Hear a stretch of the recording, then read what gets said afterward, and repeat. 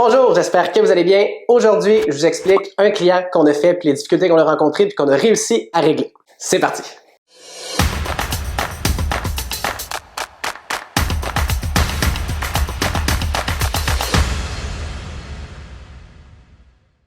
Donc, je vais comme y aller étape par étape. Donc, qu'est-ce qu'on a découvert dans le dossier, puis qu'est-ce que les problèmes qu'on a été obligé de régler. Donc, j'ai le dossier à côté de moi, c'est pour ça que je vais regarder sur mon ordinateur. Bref, on s'appelle, le client m'appelle, je ne me trompe pas. Donc, on a une hypothèque de 180 000 $ qui coûte 1 300 $ par mois au client. Quand même un bon taux d'intérêt, donc c'est super. Petit problème, le client a eu des difficultés avec son entreprise dû à la COVID ou avec son ancien institution bancaire, je ne suis pas trop certain.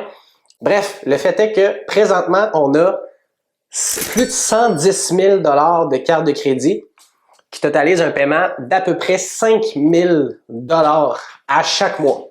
5, 10, 15, 20, 25, ça va vite.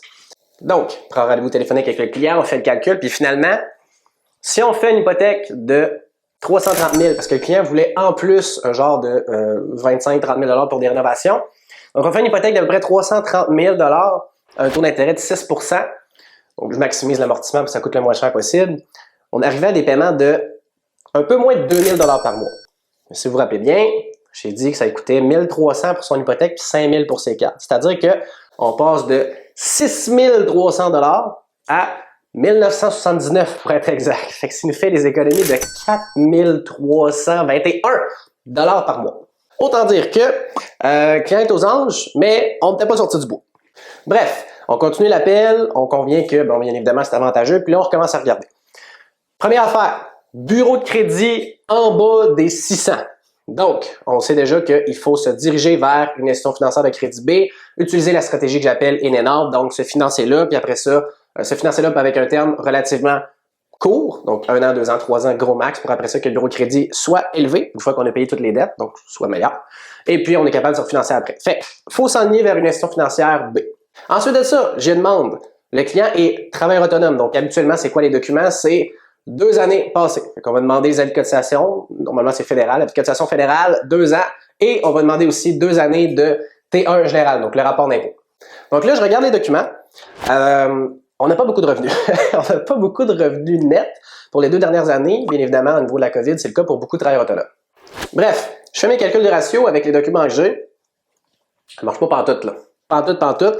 Je pense qu'on est aux alentours des 60 quelques % au niveau de l'ATD. Ça ne marchait pas du tout. Même le BD était way over.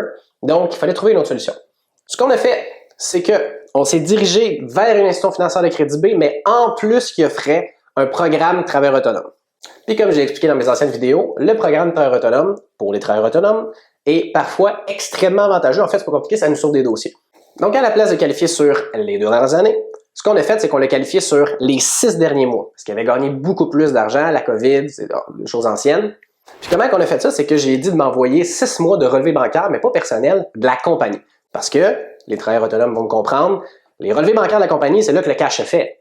On peut se verser un petit salaire pour nos dépenses personnelles ou des dividendes, mais le cash est vraiment dans le compte de banque de la compagnie. Fait qu'il y a des banques qui acceptent, des banques encore une fois B, qui acceptent de qualifier sur 6 mois de relevés bancaires au niveau de la compagnie. Donc là, fais mes calculs, ça fonctionne avec les 6 derniers mois. Dans le fond, la façon que ça marche, c'est que prends 6 mois, fais x2, ça donne notre revenu, puis on calcule nos ratios à partir de ça. Donc, après tout ça, prends le dossier, mets ça le plus beau possible, on envoie ça à la banque, bam, approbation. Sauf que là, le client, je me trompe pas, ce qu'il voulait, c'était un taux de d'intérêt variable, puis à la place du fixe, peu importe. Donc, c'est ce qu'on a fait, c'est qu'on a renégocié avec la banque le plus possible son taux, puis à la fin, bien, on a eu un taux qui est 0,8 % au-dessus du taux prime. Le taux prime qu'on peut avoir au niveau des institutions financières normales, de type A. Fait que bref, tout ça pour dire que on avait un dossier travailleur autonome qui a eu des problèmes durant la COVID, donc au niveau de la documentation, on est obligé de prendre un programme spécial. En plus de ça, ce qu'on a fait, c'est qu'on avait un bureau de crédit en bas des 500, donc on a été obligé de faire une correction de crédit puis de l'envoyer dans une banque qui acceptait en bas des 500. Puis en plus de ça, on y a négocié un super de bon taux.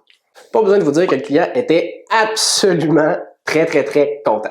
Donc cette vidéo-là, c'était simplement un exemple de qu'est-ce qu'on est capable de faire au niveau des travailleurs autonomes. Des fois, il y a des malentendus, puis on déclare pas beaucoup au niveau des impositions, c'est plus avantageux, mais bref, on est vraiment capable, dans certains cas, de travailler avec ça, de négocier à la banque, puis au final, ben, ça vaut la peine d'essayer parce que ce client-là, si on calcule comme il faut, c'est 50 000 par année. Après 5 ans, c'est 250 000, sans prendre en compte que probablement que dans 3-4 ans, les taux vont être beaucoup plus bas que présentement. Maintenant, je vais m'adresser aux travailleurs autonomes si jamais ça vous intéresse et vous voyez dans cette situation-là, donc vous avez des dettes, peut-être que ça n'a pas fonctionné à votre institution financière, des problèmes de crédit dû à la COVID. Je suis toujours là et le premier appel, bien évidemment, il est totalement gratuit.